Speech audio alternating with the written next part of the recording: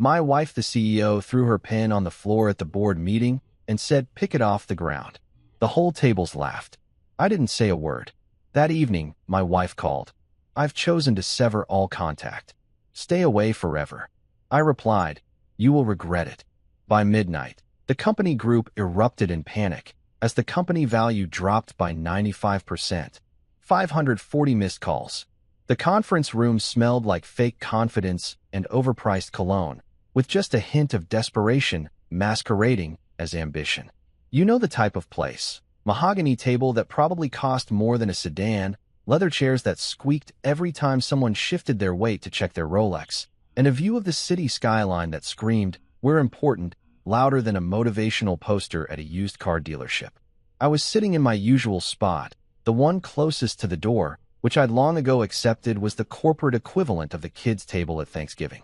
My wife, Clara Jennings, sat at the head of the table like she was born there, which honestly, she might as well have been. The woman could make a throne out of a folding chair and still look like she was judging your entire bloodline.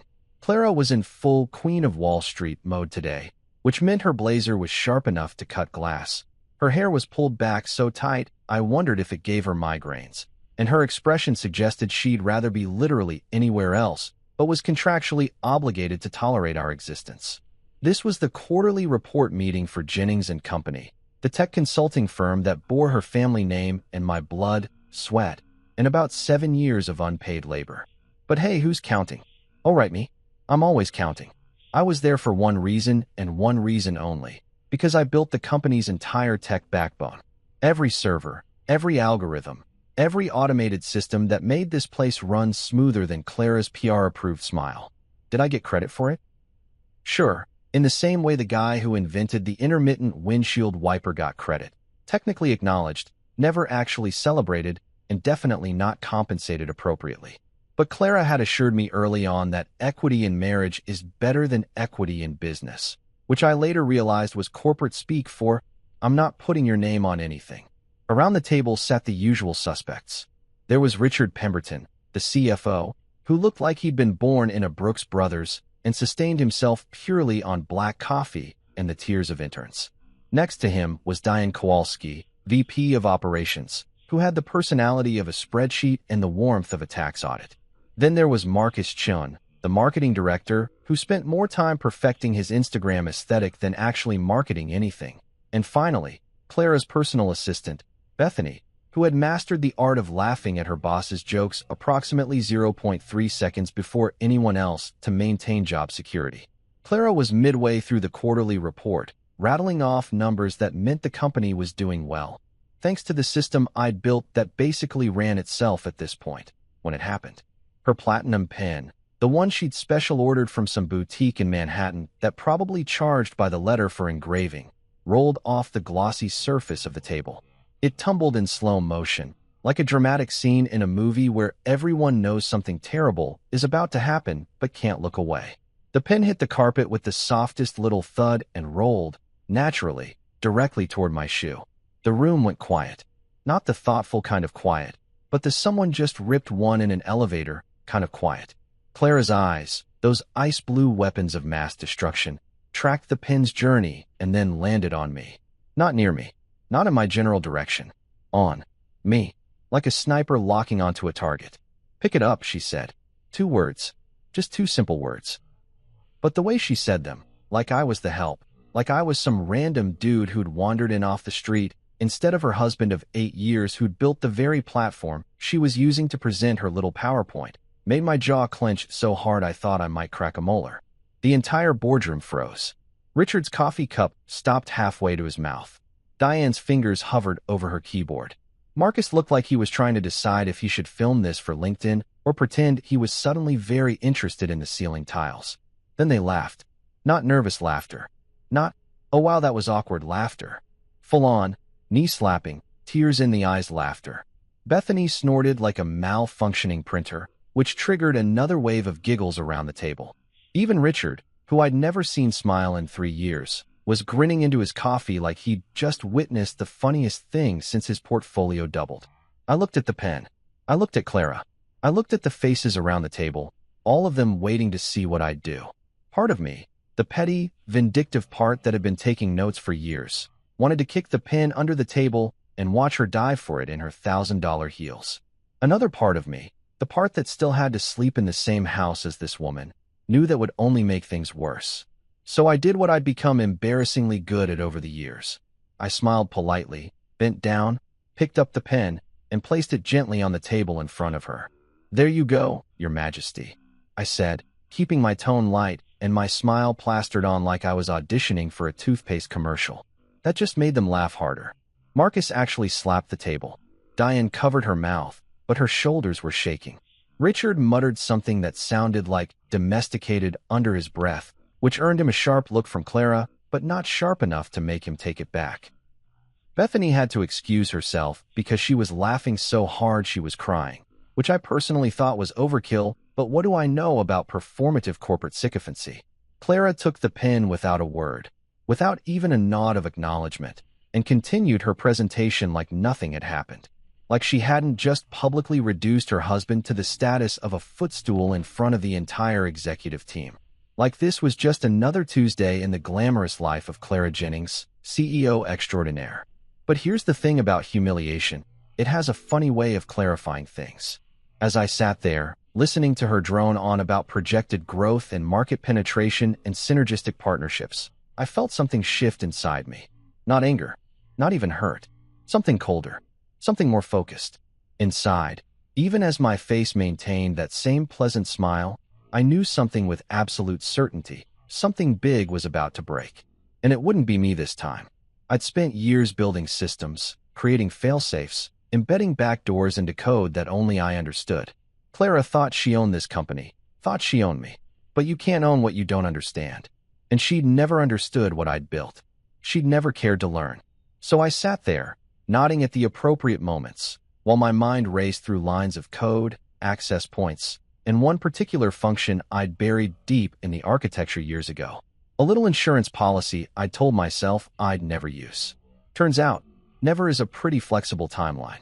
The ride home in Clara's Mercedes was a masterclass in awkward silence, the kind that makes you want to turn the radio up to 11 just to have something, anything, to fill the void. But Clara had turned the radio off the moment we got in the car, which I'd learned over the years meant she was either furious, scheming, or both. Probably both. The leather seats, which normally smelled like luxury and success, today smelled like tension and the lingering ghost of her perfume, something French and expensive that probably cost more per ounce than I'd spent on groceries last month. She was texting someone, her thumbs flying across her phone screen with the intensity of a court stenographer during a murder trial. I tried to sneak a glance at who warranted such urgent attention, but she angled the phone away like I was trying to steal state secrets. For all I knew, maybe I was. Could have been her PR manager, could have been her personal trainer, could have been Lucifer himself confirming their weekly brunch plans. With Clara, you never really knew who was in her inner circle on any given day. Her contacts list probably had more turnover than a fast food joint. I cleared my throat, deciding to be the bigger person. "So, I think that presentation went well," I said, going for casual and landing somewhere around desperate. The Q3 numbers were solid. The new client acquisition metrics were particularly. She held up one finger without looking at me. One finger. The universal symbol for shut up. I'm busy with important things, and you are not an important thing. I watched that perfectly manicured finger hover in the air between us like a tiny middle finger to my entire existence, and I felt my jaw clench for the second time that day. I was going to need a mouthguard at this rate. "Right? Yeah, no problem," I muttered, turning to look out the window as we merged onto the highway. The city lights blurred past, all those other people in all those other cars probably having normal conversations with their spouses about what to have for dinner or whose turn it was to take out the trash.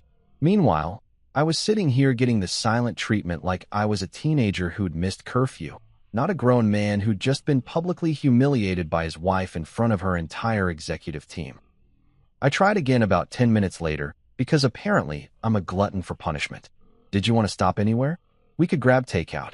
That Thai place you like is on the way, the one with the—" "No," she said, not looking up from her phone. "Just no. Not, no thank you. Or, I'm not hungry. Or even, I'd rather eat glass than prolong this car ride. Just a flat, dead no that somehow managed to convey that my suggestion was not only unwelcome, but actively offensive to her sensibilities. Cool, cool, I said, nodding like an idiot. Home it is then. She didn't respond. Her phone buzzed. She typed something back, and then she actually smiled. A real, genuine smile that I hadn't seen directed at me in probably 6 months. Whoever was on the other end of those texts was getting the good Clara, the one who laughed at jokes and had personality and didn't treat people like sentient furniture. I wondered what that was like.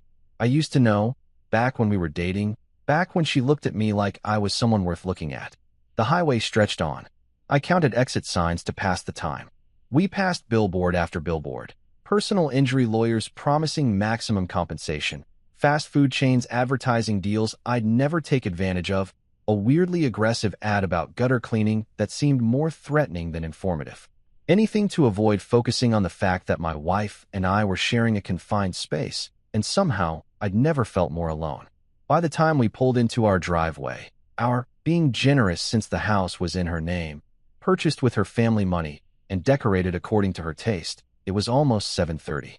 The house was one of those modern minimalist nightmares that looked like it belonged in an architecture magazine and felt about as warm as the magazine's glossy pages. All sharp angles, floor-to-ceiling windows, and furniture that looked expensive but felt like sitting on decorative rocks. Clara loved it. I'd learned to tolerate it. She was out of the car before I'd even unbuckled my seatbelt, her heels clicking against the concrete with the efficiency of someone who had much more important places to be. I grabbed my messenger bag from the back seat and followed her in, locking the car because someone had to remember these things. Our house was in a nice neighborhood, the kind where people jogged with expensive strollers and had landscapers with names like Eduardo or Chin's Premium Lawn Service. But still, you lock the car. It's common sense. Inside, Clara didn't even break stride. She went straight to her study, the room I wasn't allowed in without explicit permission, the one with the door that was always locked when she wasn't in it, and slammed it behind her hard enough to rattle the abstract art piece in the hallway. The one that looked like someone had sneezed paint onto a canvas and then charged $4,000 for it. I stood in the foyer for a moment, listening to the lock click into place, and wondered what exactly I'd done to deserve the cold shoulder treatment. Besides exist, apparently. I looked at my watch. 7:45. My stomach growled, reminding me that the sad continental breakfast at this morning's meeting, stale croissants and coffee that tasted like regret, had been my only food today. I dropped my bag by the door, walked into our designer kitchen with its marble countertops and appliances that looked like they belonged on a spaceship, and opened the fridge. The glow of the interior light felt judgmental somehow, like even the refrigerator was disappointed in my life choices.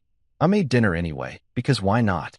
Someone had to feed the royal ego, and if Clara was going to hole up in her study until midnight, she'd eventually emerge demanding food like a dragon expecting tribute. I pulled out pasta, some cherry tomatoes, garlic, olive oil, and fresh basil that was probably a week past its prime, but would work. Cooking was one of the few things I did that Clara occasionally praised, usually when we had guests and she needed to show off her well-rounded husband who cooks. As I chopped garlic and put water on to boil, I thought about the meeting, about the pen, about the laughter, about how Richard had called me domesticated, like I was a golden retriever who'd learned a cute trick. The knife thudded against the cutting board in a steady rhythm that was almost meditative. Chop, chop, chop. Each cut felt therapeutic, like I was slicing through more than just garlic. By 8 p.m., I was sitting at our dining table, an 8-seater monstrosity that we'd used for exactly 2 dinner parties in 3 years, eating pasta alone. The chair across from me was empty. The chair next to me was empty. All the chairs were empty except mine. I twirled spaghetti around my fork and tried to remember the last time Clara and I had eaten a meal together that didn't involve clients or networking or maintaining appearances for someone else's benefit. I couldn't. After dinner, I cleaned up because leaving dishes in the sink would result in a passive-aggressive text the next morning about basic household responsibilities. Then I grabbed my laptop, settled onto the couch, the one piece of furniture I'd actually gotten to choose, a comfortable sectional that Clara tolerated because it was adequately neutral, and opened Google. My fingers hovered over the keyboard for a second before I typed. Is marriage supposed to feel like customer service? The search results were depressingly numerous. Relationship advice blogs, Reddit threads with titles like "Am I the Only One?" and "Does anyone else feel like their spouse's employee?" and even a few academic articles about emotional labor in modern marriages. I clicked through a few, reading stories from other people who felt exactly like I did. Undervalued, taken for granted, more like staff than partners. One comment stuck with me. If you're constantly asking yourself if this is normal, that's your answer. It's not. I closed the laptop and stared at the ceiling. From Clara's study, I could hear her on a phone call, her voice muffled but animated. She was laughing at something. That laugh used to be for me. Now it was for board members and investors and whoever the hell she'd been texting in the car. The house settled around me, all its expensive emptiness pressing in. Somewhere in the back of my mind, a plan was beginning to form. Not concrete yet, just the shadow of an idea. But it was there, waiting. I just didn't know yet how soon I'd need it. I'd moved from the couch to my desk around 9:30, partially because sitting in the living room staring at nothing was getting depressing, and partially because I needed to check some code I'd been working on for a client project. Well, client project was generous. It was more like a side hustle I'd been developing in secret, something that had nothing to do with Jennings and Company and everything to do with maintaining my sanity. When you spend your days building someone else's empire for free, you start thinking about building your own. The house had settled into its usual nighttime rhythm, which is to say it was quiet as a tomb except for the occasional creak of expensive wood flooring adjusting to temperature changes. Clara was still locked in her study, probably on her third conference call of the evening with investors in different time zones, or maybe practicing her TED Talk about female entrepreneurship that conveniently left out the part where her husband built the actual product she was selling. I had my headphones on, some lo-fi beats playlist that was supposed to help concentration, and I was actually getting into a decent flow when my phone lit up on the desk. 10:42 p.m. Clara's name flashed across the screen. I stared at it for a second, confused. She was literally 30 feet away, down the hall in her study. Why would she be calling me? Had something happened? Was the house on fire and she couldn't be bothered to walk over and tell me in person? With Clara, anything was possible. I pulled off my headphones and answered. Hello. I've chosen to sever all contact. Stay away forever. Her voice came through the speaker cold and rehearsed, like she'd practiced this line in the mirror a few times to get the delivery just right. It had that quality of a prepared statement, the kind politicians read after a scandal breaks.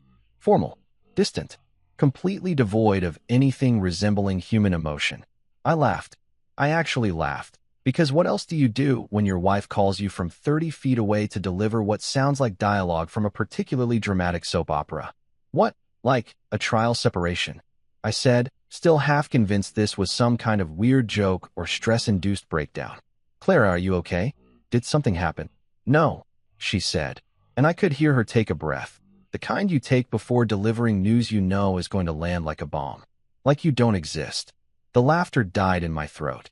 I pulled the phone away from my ear for a second, looked at the screen to confirm I was actually talking to my wife and not some prank caller, then put it back. I'm sorry, what? You're calling me from your study to tell me I don't exist? Clara, this is insane.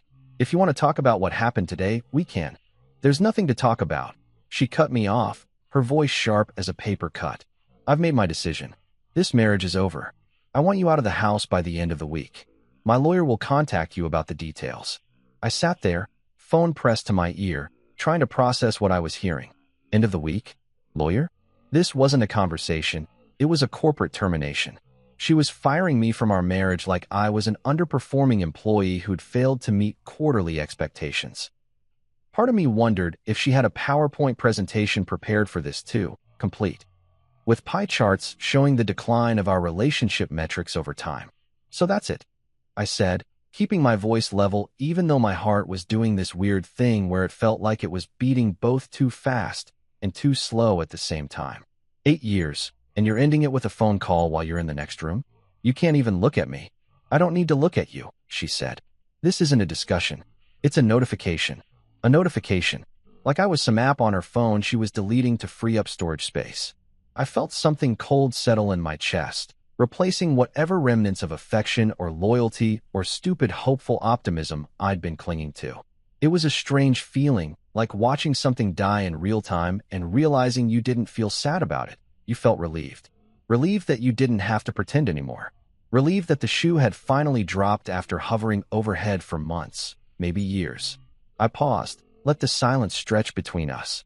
In the background of her call, I could hear her shifting in her leather desk chair, probably checking her watch, calculating how much time this tedious conversation was taking away from more important matters. When I spoke again, my voice was calm. Too calm. "Okay," I said simply.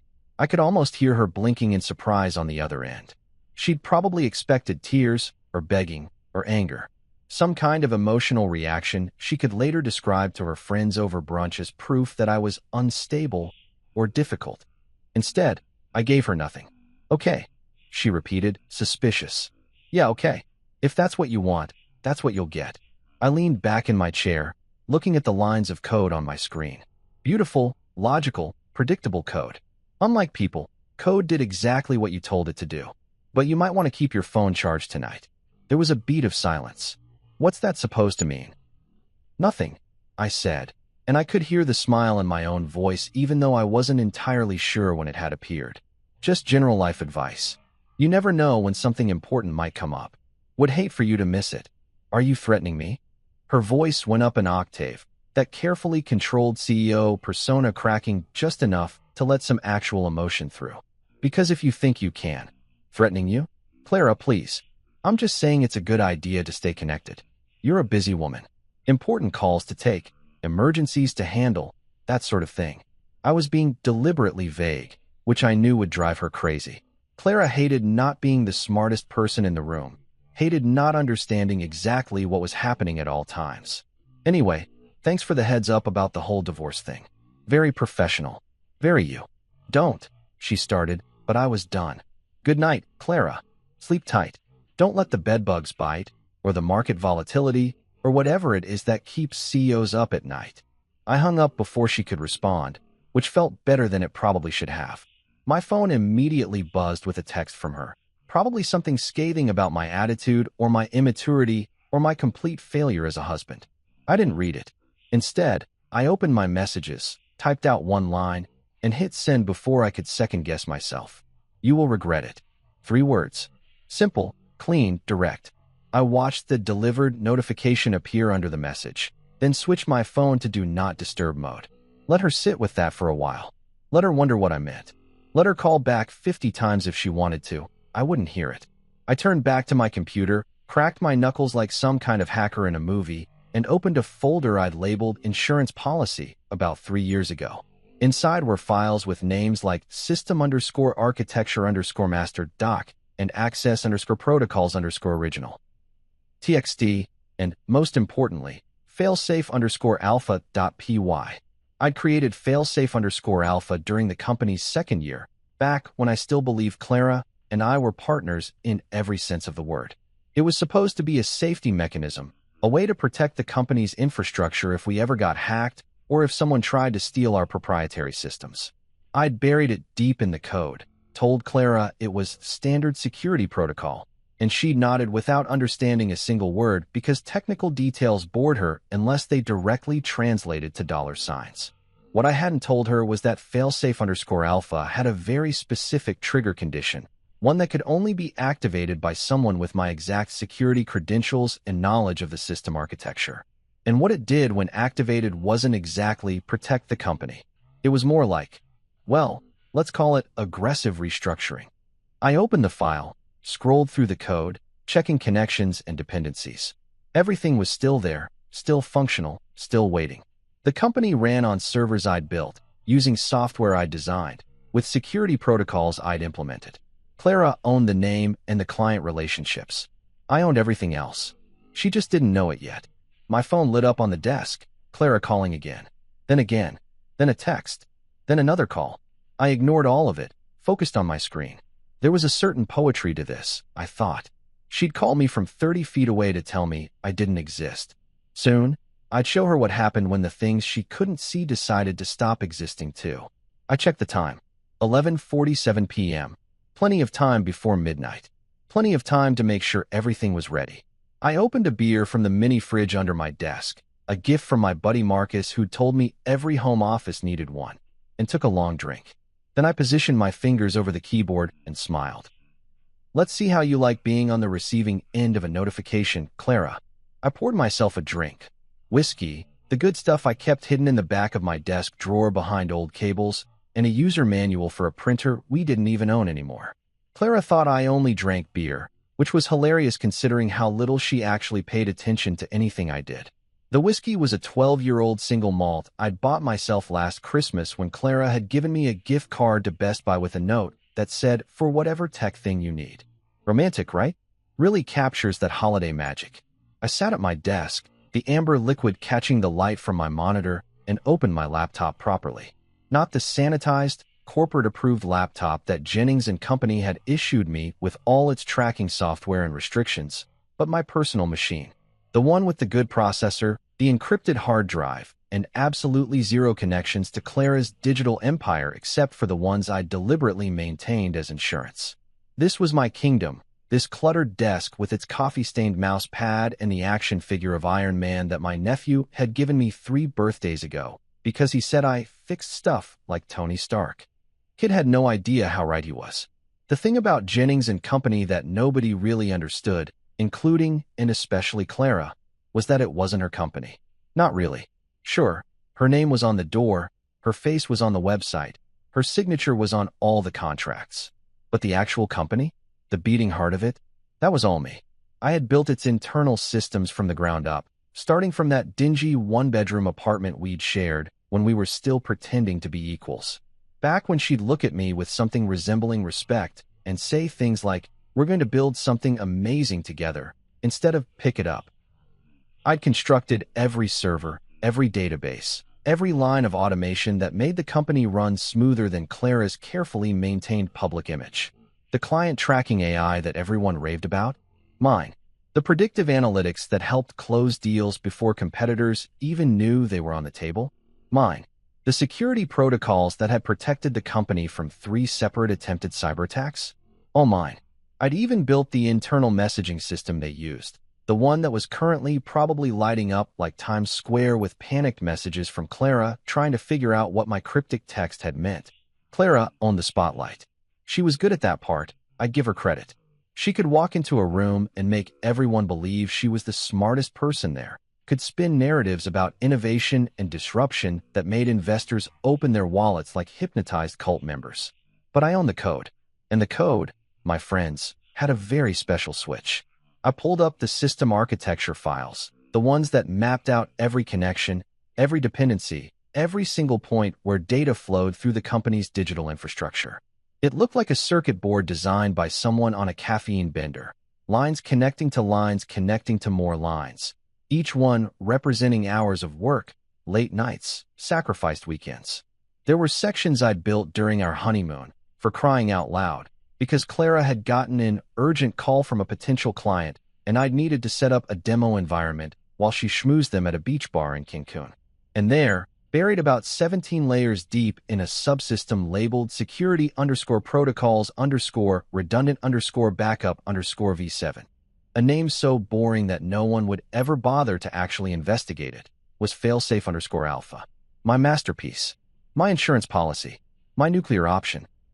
I'd created it during year 2 of the company, back when things were still growing fast, and I was naive enough to think Clara would eventually add my name to the incorporation papers like she'd promised.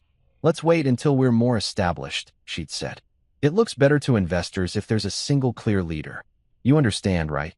And I'd nodded like an idiot, believing that more established would eventually arrive, not realizing it was corporate speak for never. Failsafe_alpha was supposed to be a safety mechanism, a way to protect everything I'd built if something catastrophic happened. If we got hacked, if a disgruntled employee tried to steal proprietary code, if the company got hostile takeover bid and someone tried to lock me out of my own systems. It was the digital equivalent of a self-destruct button, except instead of destroying everything, it just reorganized things. Aggressively, chaotically, permanently. The beauty of it was in its simplicity. One command, executed with my specific credentials, would trigger a cascade of automated processes that would make the company's entire digital infrastructure have what I'd come to think of as a very public nervous breakdown. Contracts would auto-cancel. Financial reports would show false liquidation alerts. The AI would start making decisions based on corrupted data sets. Client databases would become temporarily inaccessible. Stock valuations would plummet. And the best part? It would all look like a catastrophic system failure, the kind of thing that happens when a company grows too fast and doesn't invest enough in proper IT infrastructure. Which, ironically, was exactly what Clara had done. She'd been so focused on expansion and acquisition and her personal brand that she'd ignored my repeated warnings about system vulnerabilities, about the need for redundancies, about the importance of documentation and proper security protocols. "You're being paranoid," she'd said more than once. "Just keep everything running. That's your job." Well, now my job was apparently over. So why should I keep anything running? I took another sip of whiskey and thought about the meeting. About that pen rolling across the floor. About the laughter. About Bethany snorting like a malfunctioning printer while Richard muttered domesticated. And Clara just sat there, accepting their mockery of her husband as perfectly normal and acceptable behavior. I thought about all the dinner parties where I'd been introduced as Clara's husband instead of the CTO, or even just "this is my husband who built the company's entire technical infrastructure." I thought about the credit I'd never received, the equity I'd never been granted, the respect I'd been systematically denied. And then I thought about that phone call, that cold, calculated, corporate termination disguised as a marriage ending. I've chosen to sever all contact. Stay away forever. Like I was a vendor whose contract wasn't being renewed. Like 8 years of my life were just a line item she was removing from her budget. My fingers moved across the keyboard almost of their own accord, pulling up terminal windows and security access points. I verified my credentials, still active, because of course Clara hadn't thought to revoke my system access. Why would she? She probably assumed I'd just quietly pack my things and disappear like a good little dismissed employee, maybe send her a fruit basket and a thank you note for the privilege of having served. I checked the company's current status. All systems operational. Servers running smoothly. The automated processes I'd built humming along perfectly, making Clara money while she slept, completely oblivious to how fragile her empire actually was.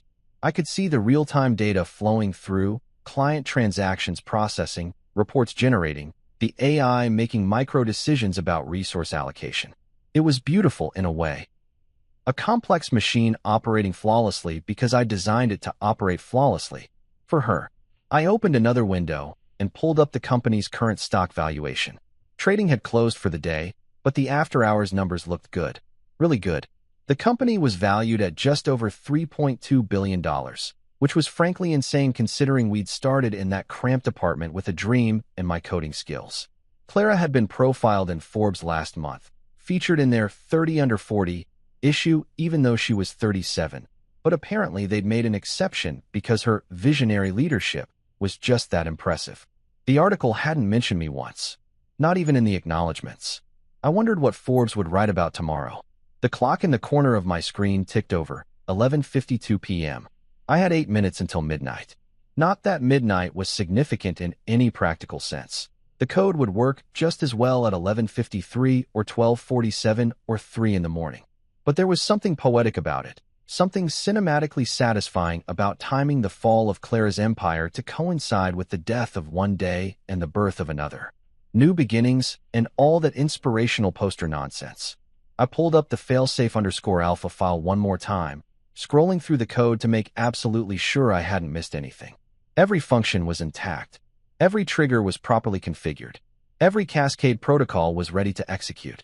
The code was clean, elegant even. Some of my best work, which was saying something considering the quality of what I'd built for this company. My phone buzzed again. Another call from Clara. Number 47, if I was counting correctly, which I was because I'm petty like that. I let it go to voicemail, imagining her in her study, probably pacing now, her carefully maintained composure cracking as I refused to respond to her summons. She wasn't used to being ignored. She wasn't used to not getting immediate compliance when she demanded something. This had to be driving her absolutely insane. Good. I finished my whiskey, set the glass down with a satisfying clink against the wooden desk, and positioned my hands over the keyboard. My heart was doing this weird thing where it felt both calm and racing at the same time, like my body couldn't decide if this was terrifying or exhilarating. Probably both. Definitely both. 11:58 p.m. I thought about calling someone. My brother maybe, or my college roommate Dave, just to have someone witness this moment. But no, this was something I needed to do alone. This was between me and Clara and 8 years of accumulated disrespect. 11:59 p.m. I took a breath, then another. My fingers rested on the keys, ready. You know what, Clara? I said out loud to the empty room. You were right about one thing. I don't exist. Not to you anyway. But let me show you what happens when something that doesn't exist decides to stop pretending. The clock hit 11:59 and 30 seconds. I typed the command, entered my credentials, verified the execution parameters one final time. 11:59 and 50 seconds. My cursor hovered over the enter key. See you on the other side, I whispered. And at exactly 11:59 and 59 seconds p.m., I pressed enter. The screen flickered once, like it was taking a breath before a performance, and then all hell broke loose in the most beautiful, catastrophic way I'd ever witnessed. At exactly 11:59 p.m., the moment my finger left the enter key, every server that powered Jennings & Company started screaming like a kettle on full boil. Not literally screaming. Obviously, servers don't have vocal cords, but the system monitoring dashboard I had pulled up on my second screen erupted into a light show of red alerts, error messages, and warning notifications that would have made a Christmas tree jealous. I sat back in my chair, cracked open another beer, and watched the digital apocalypse unfold with the kind of satisfaction usually reserved for watching your favorite sports team score a game-winning touchdown. Except this was better than any sports game, because I wasn't just watching, I'd written the entire playbook. The first thing Failsafe_Alpha did was target the automated contract management system, the crown jewel of the company's operations. This was the AI-powered beauty that handled client agreements, renewals, and those sweet recurring revenue streams that made investors salivate. I'd spent 9 months perfecting it, teaching it to recognize patterns, flag opportunities, and essentially print money while Clara took all the credit during board meetings.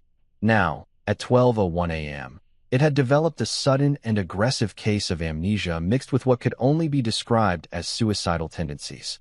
High-value contracts started auto-canceling. Not the small ones. That would have been too subtle. No, Failsafe_Alpha went straight for the jugular, targeting the top 50 clients by revenue. Companies that paid us 6 and 7 figures annually suddenly received automated emails informing them that Jennings & Company was restructuring operations and would be unable to continue service effective immediately. The emails were professionally worded, naturally. I'd written them years ago as templates, but their timing and volume was about as professional as a bull in a china shop wearing roller skates. I watched the activity logs scroll past on my screen, each line representing another severed revenue stream, another broken relationship, another nail in the coffin of Clara's empire. It was poetry in motion, if poetry could be written in Python and executed with ruthless efficiency. By 12:03 a.m., the financial reporting system had joined the party. This was the part one was particularly proud of, the piece de resistance, if you will. The system started triggering false liquidation alerts, sending automated notifications to investors and board members that the company was entering emergency shutdown protocols. The notifications looked official because they were official. I'd built them into the system as part of the disaster recovery procedures that Clara had approved without reading. The irony was delicious.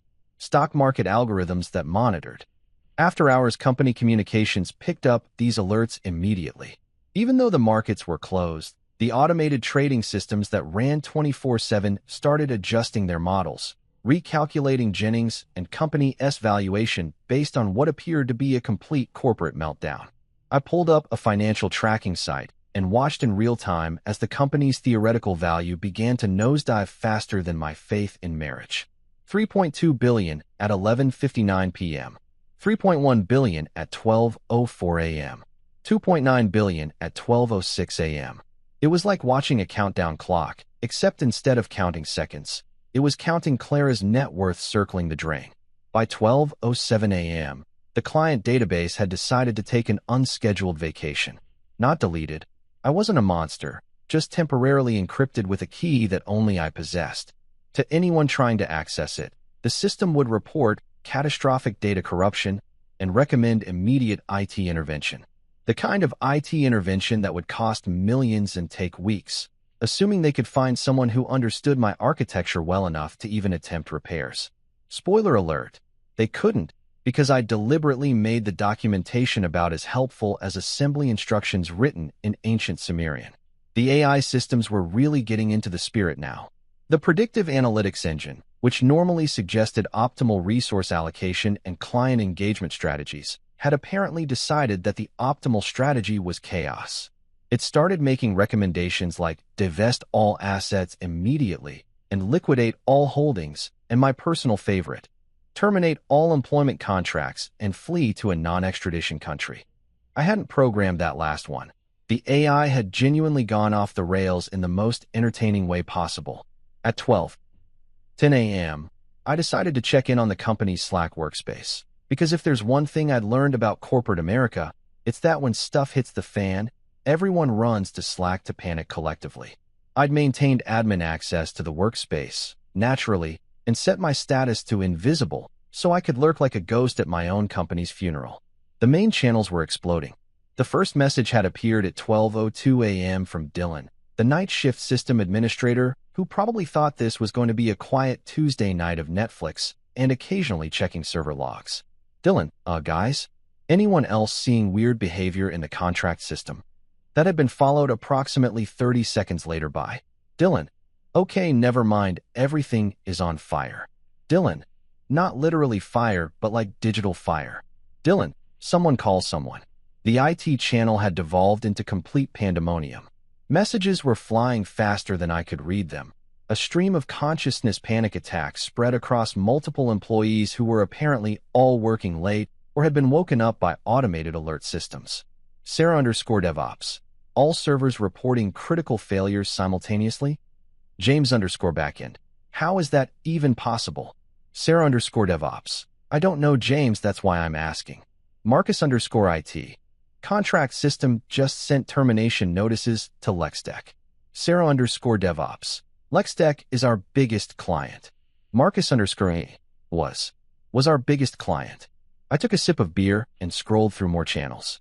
The executive team's private channel, which I'd been removed from 3 months ago, but had maintained backdoor access to because I'm not an idiot, was even better.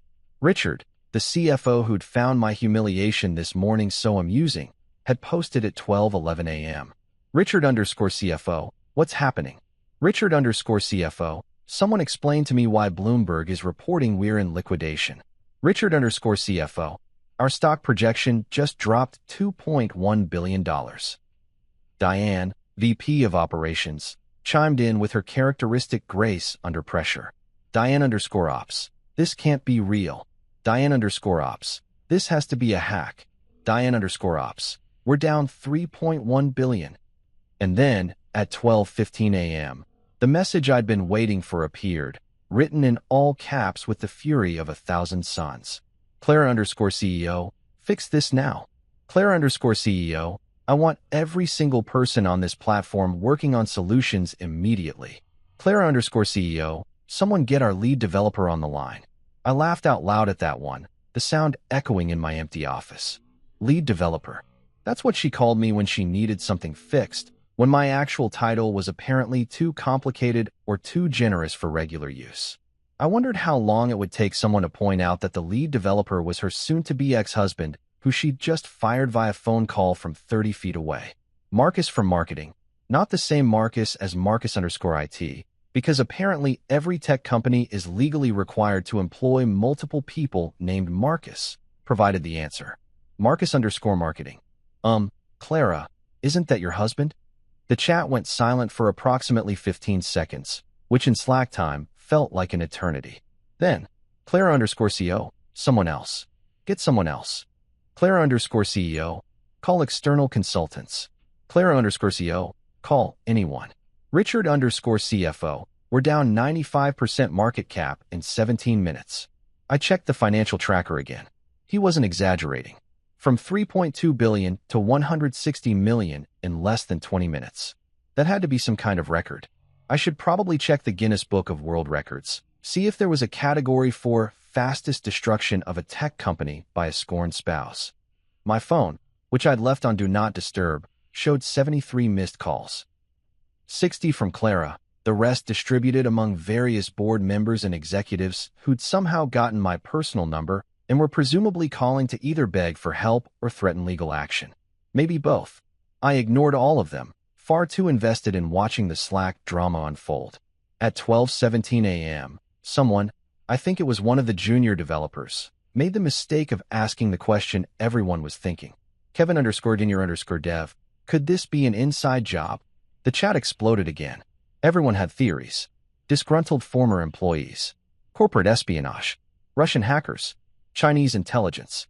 One person suggested it might be aliens, which honestly wasn't the worst theory I'd heard tonight. But then Dylan, blessed Dylan who'd been frantically trying to stop the digital bleeding for the past 15 minutes, posted something that made me sit up straighter. Dylan, all the core processes are being terminated by authenticated admin credentials. Dylan, these aren't external attacks. Dylan, someone with God-level access is doing this from inside the system. Sarah_DevOps, who has God-level access. Dylan, according to the logs, only one person. I watched the chat, waiting to see if he'd say it, if he'd connect the dots. Dylan, the original system architect. There was a pause, then.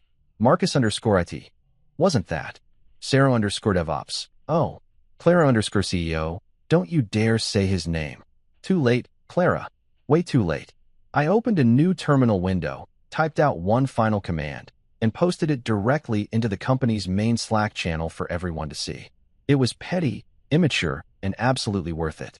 Hey, maybe try picking it off the ground. Then I revoked my own Slack access, closed my laptop, and leaned back in my chair with the biggest smile I'd had in 8 years. Game. Set. Match. I made it exactly 47 minutes before my phone achieved what I can only describe as technological sentience and decided to have a complete mental breakdown. Even with Do Not Disturb turned on, the thing kept lighting up on my desk like a possessed Christmas ornament, vibrating so aggressively that it was slowly inching its way across the wood surface like some kind of desperate electronic slug trying to escape its own existence.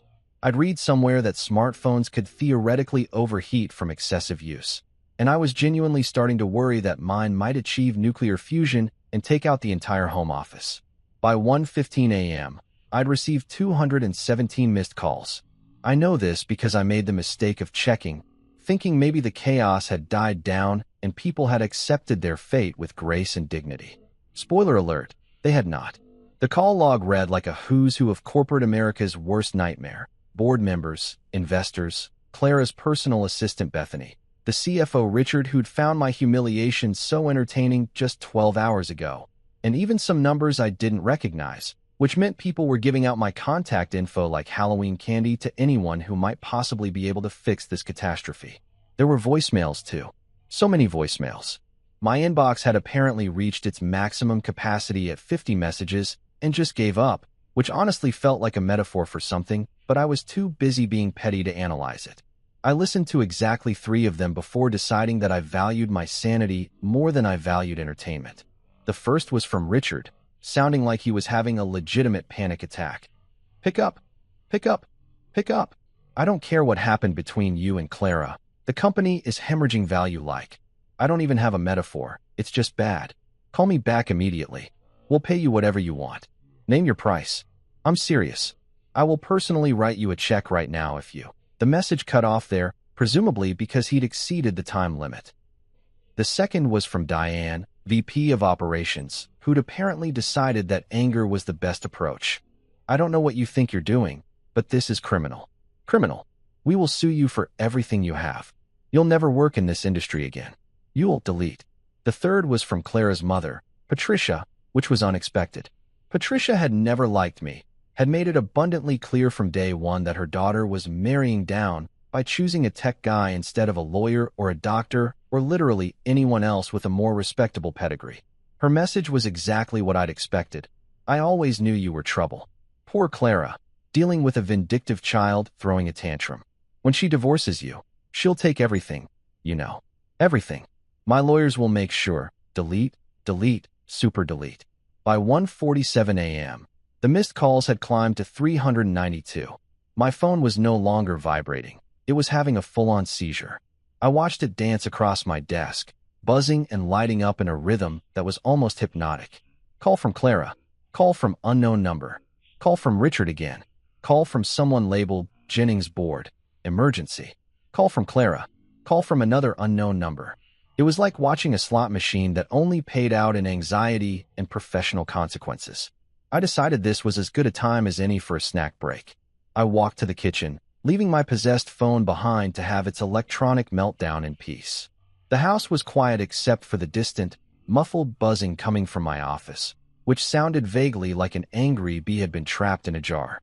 I opened the pantry, Clara's meticulously organized pantry where everything was arranged by category and color because she'd seen it on some home organization influencer's Instagram, and pulled out a bag of microwave popcorn.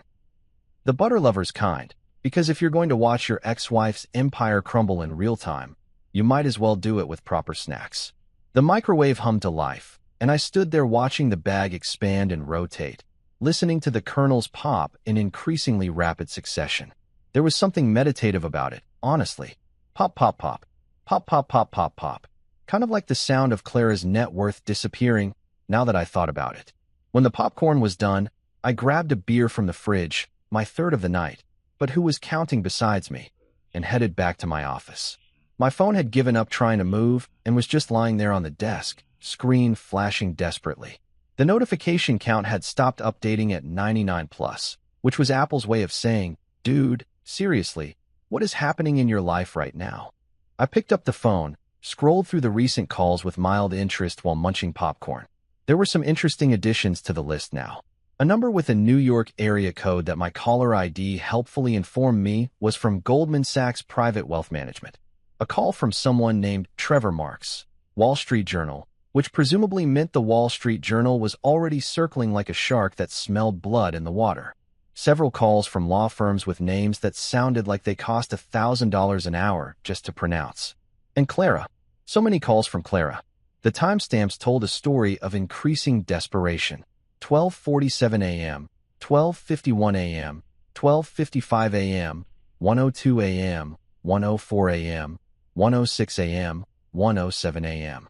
That last cluster of 3 calls in 4 minutes suggested she'd progressed from anger to full panic, which made sense given that her $3 billion company was currently worth less than a decent house in San Francisco. At 2 a.m. exactly, I checked my phone one final time before committing to a proper movie night. The missed call counter had reached a beautiful, poetic number, 540. 540 calls in just over 2 hours. That averaged out to about 4.5 calls per minute, which honestly seemed excessive even for a corporate apocalypse. I'd crashed one company, not the entire stock market. I turned my phone completely off, not just do not disturb, but fully powered down, and settled onto my comfortable couch with my popcorn and beer.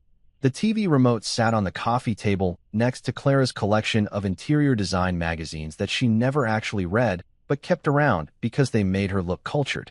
I grabbed the remote and opened Netflix, scrolling through options.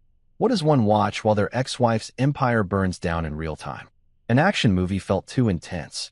A drama felt redundant given that I was living through enough drama for 3 Shakespearean plays. A documentary seemed too educational. Then I saw it, sitting there in my continue watching queue. The Office. Perfect. Absolutely perfect. I queued up Season 5, Episode 14, Stress Relief. The one where Dwight stages a fire drill that goes horribly wrong and everyone panics. The irony was so thick you could cut it with a knife. I hit play and settled in, watching as Dwight locked all the doors and set a trash can on fire while shouting, "The fire is shooting at US." Mood. I said to my empty living room, raising my beer in a solitary toast. By 3:30 a.m., I'd finished 4 episodes and 2 bags of popcorn. My phone remained blissfully off, sitting on my desk like a deactivated bomb. Somewhere out there, Clara was probably still frantically trying to reach me, mobilizing every contact she had, calling in every favor, desperately searching for someone, anyone, who could reverse what I'd done. The mental image of her in her designer pajamas, pacing her study at 3 in the morning with her perfectly styled hair falling apart and her mascara running, brought me more joy than it probably should have. I thought about turning my phone back on, just to see how high the missed call counter had climbed. But no, that would ruin the surprise for tomorrow morning. Let the number accumulate. Let Clara and her board and her investors and her lawyers all scream into the void while I sat here in my comfortable clothes, eating junk food and watching Jim Halpert play pranks on Dwight Schrute. As the sun started to peek through my windows around 5:47 a.m., painting the sky in shades of orange and pink that Clara would probably describe as uninspired or pedestrian, I pulled up the news on my laptop. I wasn't surprised to see that Jennings & Company's collapse had made headlines, but I was impressed by how fast the media had picked up on it. Tech giant Jennings & Co. suffers catastrophic system failure. Bloomberg. Jennings & Co. loses $3 billion in market value overnight. Wall Street Journal. The fastest corporate collapse in state history. Financial Times. That last one made me laugh out loud. The fastest corporate collapse in state history. They'd probably want to interview me for the behind-the-scenes story eventually. Maybe I'd write a book. How to Destroy a Billion-Dollar Company in 20 Minutes. A memoir by a guy who was told to pick up a pen. I closed my laptop, stretched, and looked around my office. My space, full of my things, free from Clara's minimalist design philosophy and color-coordinated bullshit. The sun was fully up now, marking the beginning of what was technically Wednesday, but felt more like the first day of the rest of my life. Outside, birds were chirping. Inside, my phone was off and my conscience was clear. The news could call it the fastest corporate collapse in state history if they wanted. I called it Tuesday. I woke up around 10 a.m. on Wednesday morning feeling more refreshed than I had in approximately 3 years, which was coincidentally around the time Clara had stopped pretending our marriage was anything other than a business arrangement with occasional awkward dinner parties. My neck didn't hurt from sleeping on the couch. I'd actually made it to the bed around 6 a.m. And for the first time in recent memory, I didn't wake up with that familiar knot of dread in my stomach that usually accompanied the thought of existing in the same house as my wife. Ex-wife. Soon-to-be ex-wife. Whatever the legal terminology was for a woman who tried to fire me from our marriage via phone call. I showered, shaved, and put on my best suit. The charcoal gray Tom Ford that I'd bought for our 5th anniversary dinner and that Clara had immediately criticized for being too flashy, even though it cost less than one of her weekly blowout appointments.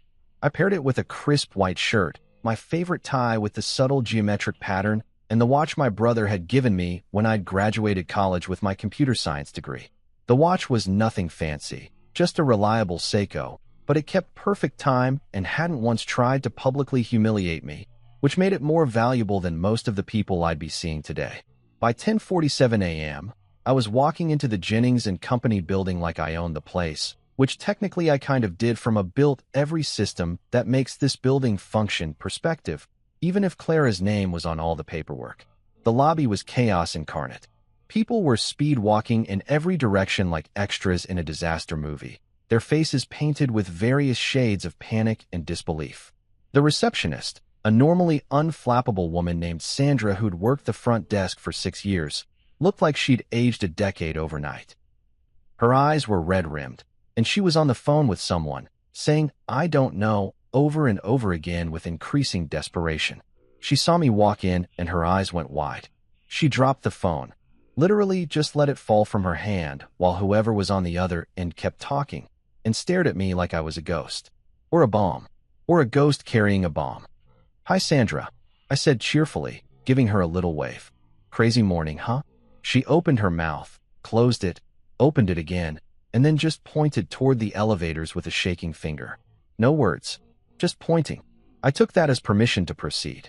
The elevator ride to the 14th floor, where the main boardroom lived in all its unnecessary marble and mahogany glory, was accompanied by a truly excellent Muzak version of Don't Stop Believin', which felt appropriate given the circumstances. I hummed along, checking my reflection in the polished elevator doors. I looked good, rested, maybe even happy. This was going to be fun. The 14th floor was even worse than the lobby. It looked like a bomb had gone off, if bombs were made of paper and existential dread. Documents were scattered everywhere, coffee cups abandoned on every available surface, and at least 3 people were crying. Not discreet, professional crying either, full-on, mascara running, gasping for air, sobbing. A junior analyst whose name I thought was Todd or Brad or some other generic tech bro name was sitting on the floor with his laptop, rocking back and forth slightly while staring at his screen. The boardroom doors were closed, but I could hear shouting from inside. Multiple voices, all talking over each other in that special kind of cacophony that only happens when very important people suddenly realize they're not as important as they thought they were. I straightened my tie, plastered on my biggest smile, and pushed open the doors. The scene inside was spectacular. The massive conference table that had witnessed yesterday's pen incident was now covered in laptops, tablets, printed financial reports, and what looked like someone's half-eaten bagel with lox. Papers were everywhere, on the table, on the chairs, scattered across the floor like confetti at the world's most depressing party. The CFO, Richard, looked like he'd aged 20 years since yesterday, his normally perfectly coiffed hair sticking up at weird angles like he'd been running his hands through it repeatedly. His shirt was untucked on one side, and he had the wild-eyed expression of a man who'd just watched his retirement fund evaporate. Diane, the VP of operations, was on her phone, pacing near the windows, her voice shrill enough to probably shatter glass. "I don't care what time it is in London. Get them on the phone now." She was still wearing yesterday's clothes, which suggested she'd been here all night, which was both sad and hilarious. Marcus from marketing was slumped in a chair, scrolling through his phone with the defeated posture of someone reading their own obituary. Bethany, Clara's assistant, was crying into a tissue while simultaneously trying to take notes on her iPad, creating what I imagined was a very damp and illegible record of the proceedings. And then there was Clara. She was standing at the head of the table, both hands pressed flat against the surface like she was physically holding it down to keep it from floating away. Her designer blouse was wrinkled, her perfect hair pulled back in a messy ponytail that looked more hostage situation than casual chic, and her makeup was smeared in a way that suggested she'd been crying, but was trying very hard to pretend she hadn't been. When she looked up and saw me standing in the doorway, her expression went through about 15 different emotions in 3 seconds: shock, rage, desperation, hate, and something that might have been hope but died quickly when she remembered why I was probably there. "You," she said, her voice cracking slightly on that single syllable. The room went silent. Everyone turned to look at me. Richard's mouth fell open. Diane stopped mid-sentence, her phone forgotten at her ear. Marcus sat up straighter. Even Bethany stopped crying long enough to stare. "Me," I confirmed cheerfully, walking into the room like I was arriving at a garden party instead of a corporate funeral. "Good morning, everyone. Beautiful day outside.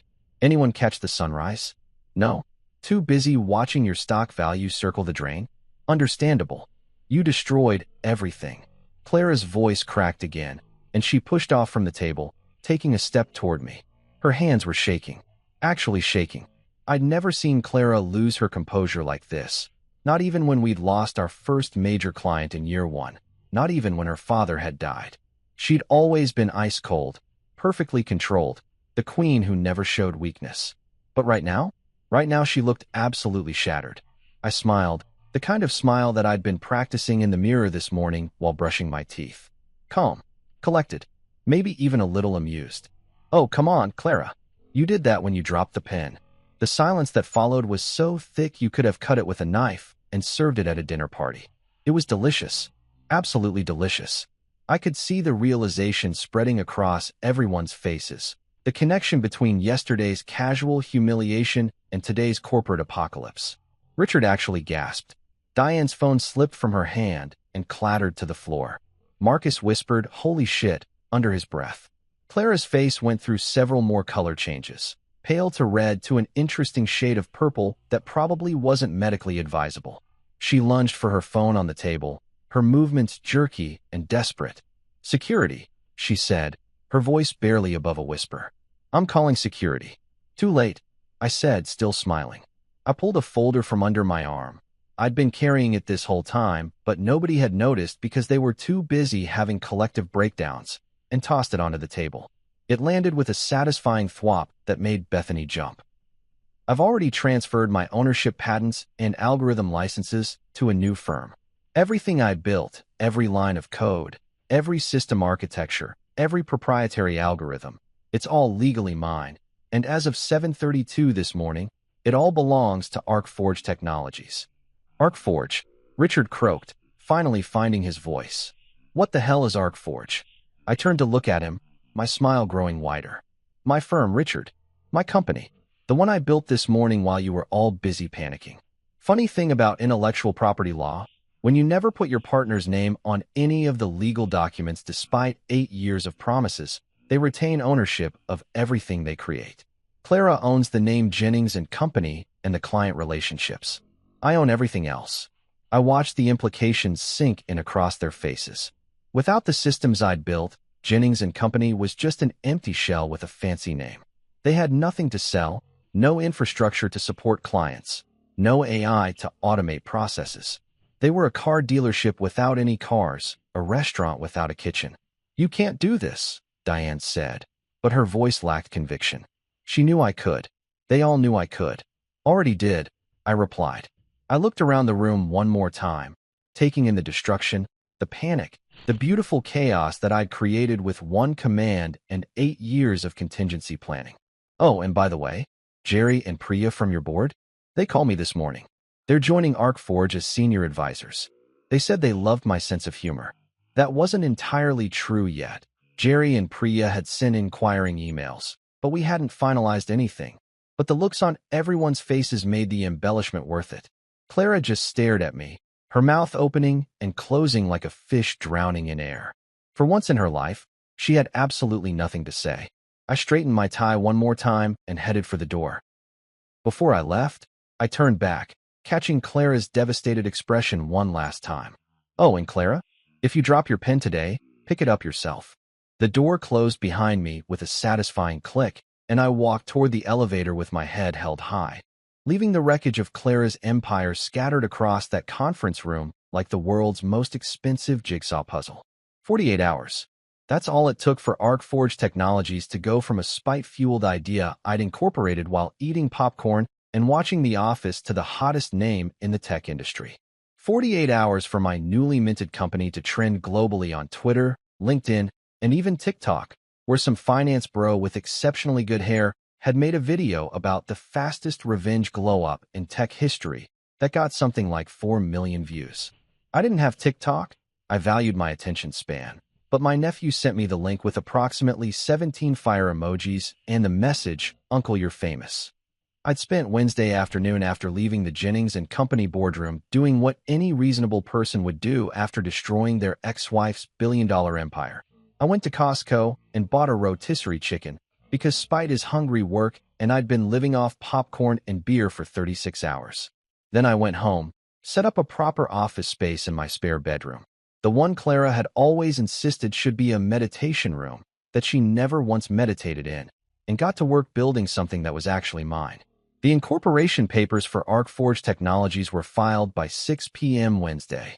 I'd chosen the name during the drive home from Costco, sitting at a red light and eating chicken straight from the container like some kind of caveman entrepreneur. Arc, because it sounded tech-forward and also reminded me of an arc reactor from Iron Man, and Forge, because I was literally forging a new company from the ashes of my failed marriage. Also, it sounded cool, which matters more than people want to admit when naming companies. By Thursday morning, my inbox looked like it had been hit by a bomb made of opportunity. Investors who'd fled Jennings and Company like rats abandoning a sinking ship were suddenly very interested in having coffee with me. LinkedIn messages were pouring in so fast that the app kept crashing. My phone, which I'd finally turned back on Wednesday night, had accumulated another 200 missed calls, but this time they weren't from Clara's people screaming at me. They were from venture capital firms, private equity groups, and angel investors who apparently loved the narrative of scorned tech genius burns down ex-wife's empire and builds new one from the ashes. The first serious inquiry came from Mitchell Sanderson, a VC from Bay Area Capital who'd actually invested in Jennings and Company S-Series B round 3 years ago. His email was delightfully blunt. I should be mad at you for tanking my investment. Instead, I want to buy you lunch and hear your pitch for ArcForge. Also, that pen line was legendary. My partners have been quoting it all morning. We met at a steakhouse downtown on Thursday afternoon. Mitchell was one of those guys who looked exactly like what you'd expect from a Silicon Valley venture capitalist. Expensive casual clothes that probably cost more than my first car, designer glasses, a watch that could fund a small country's GDP. He ordered a scotch that was older than most college graduates and got straight to the point. What you did was either the most brilliant strategic move I've seen in 10 years or completely insane, he said, swirling his scotch like he was in a whiskey commercial. I'm betting on brilliant. What's the pitch? I laid it out for him. ArcForge Technologies would specialize in enterprise AI solutions and custom software architecture, essentially everything I'd built for Jennings and Company. But better, and without the baggage of a CEO who treated me like the help. I owned all the intellectual property, all the algorithms, all the proprietary systems. I could license them, improve them, or build entirely new solutions from scratch. The market opportunity was massive because, as recent events had proven, most companies had no idea how vulnerable their tech infrastructure actually was. How vulnerable is most companies' tech infrastructure? Mitchell asked, leaning forward with interest. I smiled. Let's just say if their lead developer decides to go rogue, they're probably screwed. Most places don't document properly, don't build redundancies, and definitely don't consider the risk of the person who built everything deciding they're done being treated like garbage. Mitchell laughed, a genuine bark of amusement that made the people at the next table look over. That's the most honest pitch I've heard in years. Most founders try to blow sunshine up my ass about how they're going to change the world. You're basically saying you're going to profit off corporate dysfunction and terrible management. Exactly, I said. And there's a lot of corporate dysfunction to profit from. By the time dessert arrived, some kind of chocolate thing that cost $32 and came with gold flakes because rich people love pretending they're eating precious metals. Mitchell had committed to a seed round of $5 million. $5 million. For a company that was barely 2 days old and consisted of me, my laptop, and a business plan I'd written between episodes of The Office. I'm in, Mitchell said, shaking my hand across the table. Not just because the tech is solid, though it is, but because you've got the best origin story I've ever heard. Husband destroys wife's company after pen incident is going to play extremely well in the media. The narrative basically writes itself. He wasn't wrong. By Friday morning, the Wall Street Journal had published a feature article titled The Fall of Jennings and Company and the Rise of ArcForge, a tech marriage gone wrong. Forbes followed up with how one developer's revenge reshaped the enterprise software landscape. Even Bloomberg got in on the action with a piece analyzing the systemic vulnerabilities exposed by the Jennings collapse. They interviewed industry experts, competitors, and even tried to interview Clara, who'd apparently barricaded herself in her house and wasn't taking calls from anyone except her lawyers and her therapist, presumably in that order. The best part? Every single article mentioned the pen. That stupid platinum pen had become the symbol of the entire saga, the inciting incident that launched 1,000 think pieces about workplace respect, marriage dynamics, and entrepreneurship, and the importance of treating your technical co-founders like actual human beings. Meanwhile, Jennings and Company was in full death spiral mode. The stock had been delisted from major exchanges after emergency trading halts on Wednesday. Clients were fleeing faster than you could say breach of contract. Employees were updating their LinkedIn profiles and sending out resumes en masse. The company that had been worth $3.2 billion on Tuesday was now in active liquidation proceedings, worth less than the furniture in its downtown office. Clara's personal net worth, which had been featured in Fortune's list of self-made women billionaires just last month, had reportedly dropped by 97%.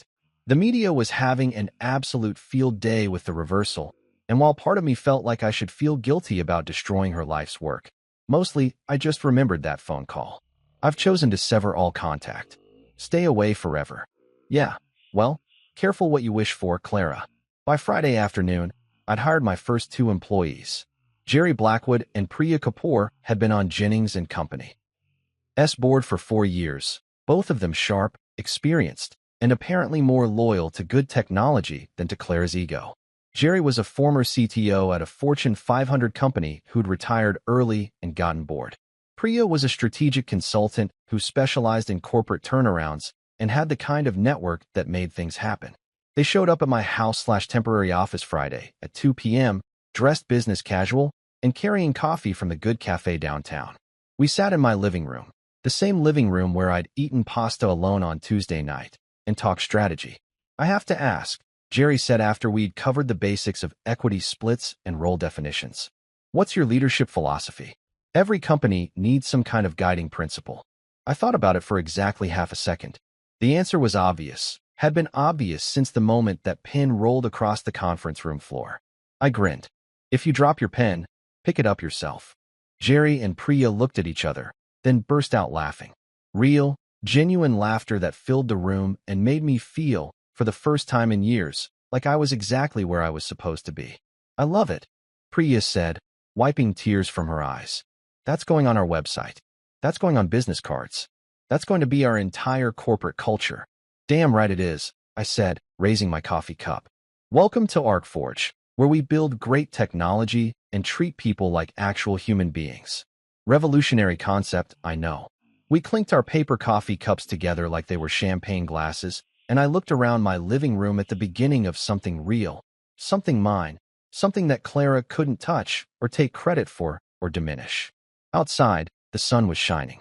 My phone was buzzing with more investor inquiries.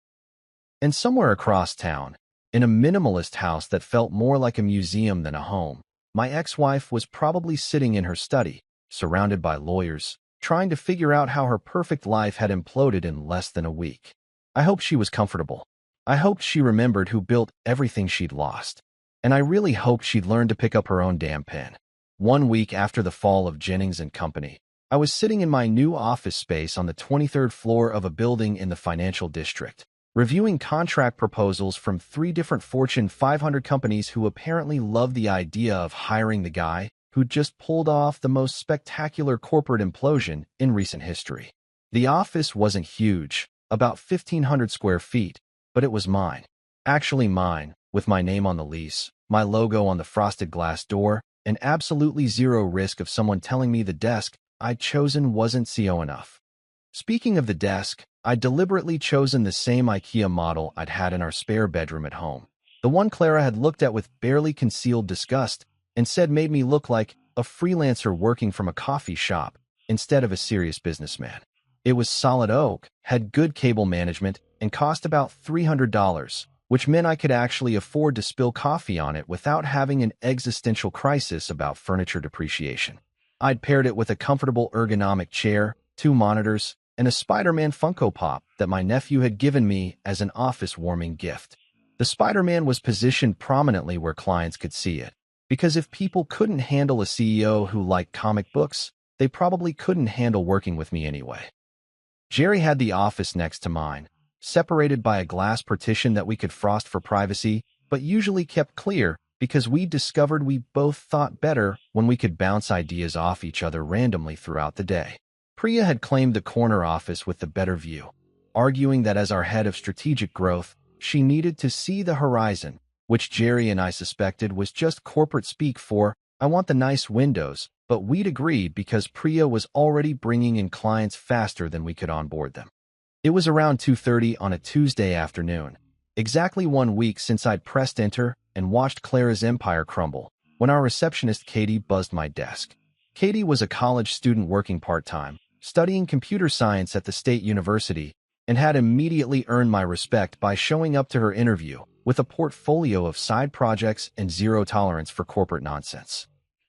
There's someone here to see you, Katie said through the intercom, her voice doing that thing where it goes up at the end like a question even though it's technically a statement. She doesn't have an appointment, and she won't give her name, but she seems intense. I glanced at my calendar. Nothing scheduled for another hour. Did she say what it's regarding? No. She just asked if you were in, and then kind of stood there staring at the door like she's trying to decide whether to come in or burn the building down. Jerry, who could hear the conversation through our open partition, looked up from his laptop and mouthed Clara with raised eyebrows. I shrugged, but my gut told me he was probably right. Who else would show up unannounced and radiate enough intensity to make our unflappable receptionist nervous? Send her in, I said, leaning back in my chair and trying to decide what facial expression I should wear. Professional? Smug? Concerned? I settled on neutral curiosity, which was probably the most mature option, even though Smug was really calling to me.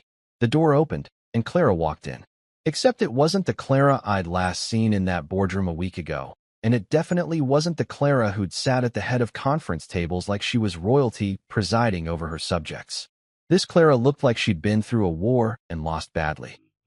Her hair, usually styled within an inch of its life, was pulled back in a simple ponytail that actually looked like a regular human being had done it instead of a professional who charged $200 an hour.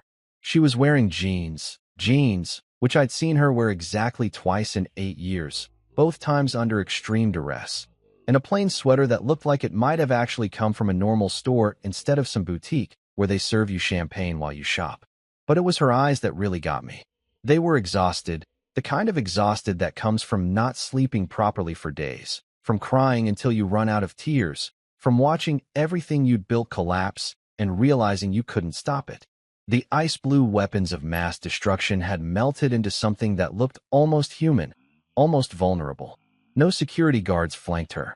No assistant trailed behind taking notes. No photographer documented her arrival for social media. Just Clara, standing in my doorway looking smaller somehow, like she'd been physically diminished by the weight of the past week. We stared at each other for a long moment. Through the glass partition, I could see Jerry pretending to work on his laptop, while obviously watching us with the intensity of someone binge-watching a reality show finale. From Priya's office, I heard her say something into her phone, and then the call abruptly ended. She was definitely listening too. "You humiliated me," Clara said finally, her voice barely above a whisper. It wasn't accusatory, wasn't angry. It was just sad. A statement of fact delivered by someone who'd had a week to think about what had happened and had come to some kind of conclusion about it. I leaned back in my chair, my $300 IKEA chair that I loved specifically because it annoyed her, and took my time responding. Part of me wanted to go for the jugular, to remind her of every slight, every dismissive comment, every time she treated me like I was less than. But looking at her standing there, defeated and exhausted, I found I didn't need to. The scoreboard was pretty clear. "No, Clara," I said calmly. "You humiliated yourself. I just sent the invoice." She flinched like I'd slapped her, but she didn't argue. Didn't try to defend herself or shift blame or launch into one of her carefully rehearsed speeches about leadership and tough decisions. She just stood there, absorbing the hit, and then her eyes started to wander around my office. She looked at the IKEA desk, the one that wasn't CEO enough, at my dual monitors displaying lines of code and financial projections, at the Spider-Man Funko Pop standing guard next to my coffee mug, at the framed photo of me and my brother at last year's Thanksgiving that I'd hung on the wall because it made me smile, at the whiteboard covered in brainstorming notes and terrible drawings from our strategy session this morning, at the coffee maker in the corner, a nice espresso machine that Jerry had insisted we needed, and the mini fridge stocked with actually good beer instead of the overpriced craft nonsense Clara had always preferred. Her gaze lingered on the desk for a long moment, and I could practically see the memory playing in her head. Her in our spare bedroom doorway 3 years ago, looking at this exact desk with disdain, suggesting I upgrade to something more professional if I wanted to be taken seriously. Me explaining that the desk was fine, that it was functional, that not everything needed to be a status symbol. Her rolling her eyes and walking away like I was a child who didn't understand how the real world worked.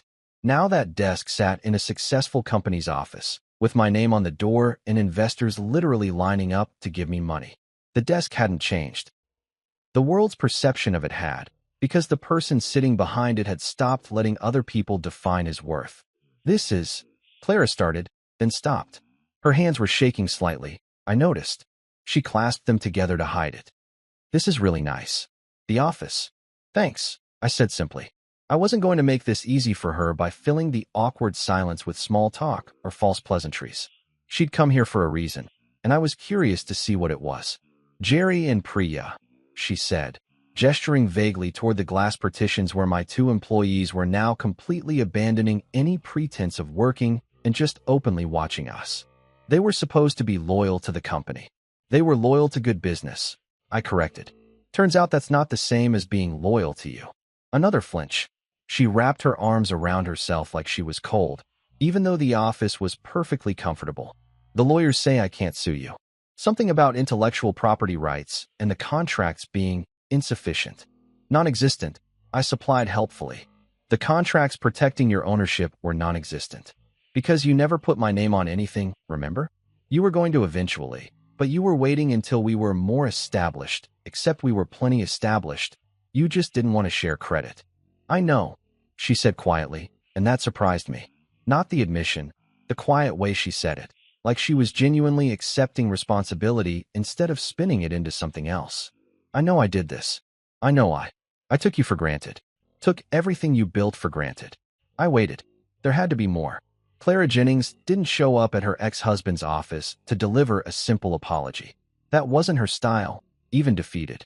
I came here to ask if you'd consider selling the technology back to me, she continued, and there it was. The real reason for this visit.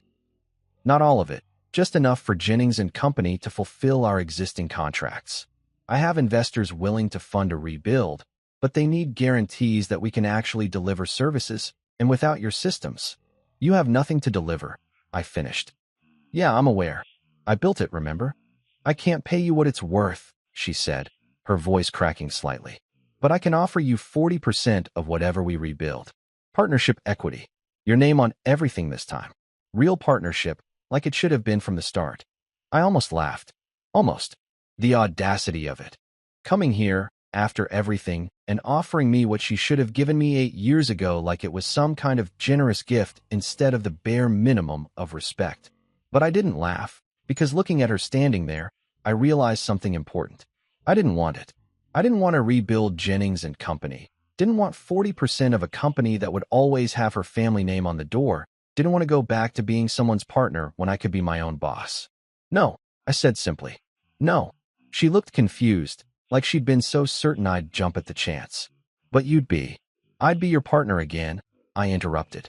In a company that I already burned down once. Clara, I don't want to rebuild your empire. I'm busy building my own. She opened her mouth to argue, then closed it. Looked around my office one more time. At the desk, the monitors, the Spider-Man, the whiteboard, the evidence of something new and mine and untouchable by her. Right, she said finally. Of course. I just thought. Never mind what I thought. She turned to leave, and I let her get all the way to the door before I spoke again. Clara. She stopped, hand on the doorframe, but didn't turn around. That phone call. I've chosen to sever all contact. Stay away forever. You remember that? Her shoulders tensed. Yes. Good. Because that's the last time you get to make demands of me. Ever. We're done. The company is done. Whatever we were is done. Move on. She stood there for another moment, and I thought maybe she'd turn around, try one more time to convince me, or guilt me, or manipulate me. But she didn't. She just nodded once, sharp and quick, and walked out of my office without another word. Through the glass, I watched her walk past Katie's desk, past the ArcForge logo on the wall, and out into the hallway. The elevator dinged. She stepped inside, and then she was gone. Jerry appeared in my doorway approximately 4 seconds later. Holy shit, dude. Yeah, I agreed. You okay? I thought about it. Really thought about it. Then I smiled. Yeah, Jerry. I'm actually perfect. Months passed. ArcForge thrived like a plant that finally got moved out of the shade and into actual sunlight. We'd closed deals with 12 major clients, hired 15 employees, and moved into a bigger office space that had an actual break room instead of just a mini fridge and prayers. I'd moved into a downtown loft with exposed brick, hardwood floors, and my dog Baxter, a golden retriever I'd adopted from a shelter who greeted me every day like I was a war hero returning home instead of just some guy who worked from home in sweatpants. Sometimes, when I scrolled past news articles about Jennings and Company's liquidation proceedings, I'd smile and whisper to Baxter. Told her she'd regret it, buddy. He'd wag his tail in solidarity, because dogs are excellent at supporting petty vengeance. People asked me if I missed her. Friends, family, that one nosy barista at my regular coffee shop who felt entitled to my life story because I tipped well. I perfected my response, sure, like I miss dial-up internet. Freedom tasted like espresso and payback, and somewhere in a dusty corporate corner, a platinum pen still waited for someone else to pick it up. Not my problem anymore.